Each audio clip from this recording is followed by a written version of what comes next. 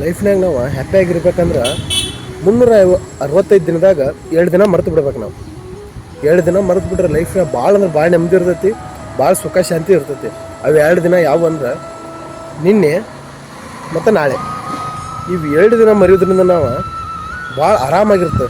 ಯಾಕಂದ್ರೆ ನಿನ್ನೆ ಬಗ್ಗೆ ಯೋಚನೆ ಮಾಡೋದು, ಅಯ್ಯೋ ನಿನ್ನೆ ನಾ ಹಂಗೆ ಮಾಡಬಾರ್ದಿತ್ತು, ಹಂಗೆ ಮಾಡಿಬಿಟ್ಟೆ, ಲಾಭ ಕಡಿಮೆ ಬಂತು ನನಗಂತ ಯೋಚನೆ ಮಾಡಿ ರಕ್ತ ಸುಟ್ಕೋ ಬದಲಿಗೆ ಬಿಟ್ಟು ಬಿಡ್ಬೇಕಂದ್ರೆ ನಿನ್ನೆಗೆ ನಿನ್ನ ಹಂಗೆ ಆಡಬೇಕಿತ್ತು, ಹಂಗೆ ಆಗಬೇಕಿತ್ತು, ಆಗಿ ಹೋಗ್ಯದ ಆಲ್ರೆಡಿ. ಅದ್ರ ಬಗ್ಗೆ ಯೋಚನೆ ಮಾಡಿ ಇನ್ನೂ ಲಾಭ ಬರೋದಿಲ್ಲ, ಲಾಸ್ ಆಗೋದಿಲ್ಲ.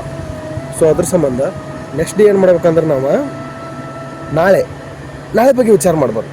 ಅಯ್ಯೋ ನಾಳೆ ನನ್ನ ಮಗನ ಎಕ್ಸಾಮ್ ಐತಿ, ಅಯ್ಯೋ ನಾನು ನಾಳೆ ಕೆಲ್ಸಕ್ಕೆ ಹೋಗ್ಬೇಕು, ನನ್ನ ನಾಳೆ ಟಾರ್ಗೆಟ್ ಏನಾಗ್ತೈತಿ, ನಾಳೆ ನಂದು ಏನು ಪರಿಸ್ಥಿತಿ ಐತಿ, ಇದನ್ನು ಯೋಚನೆ ಮಾಡೋದ್ರಿಂದ ಇವತ್ತಿಂದ ಹಾಳಾಗ್ತೈತಿ.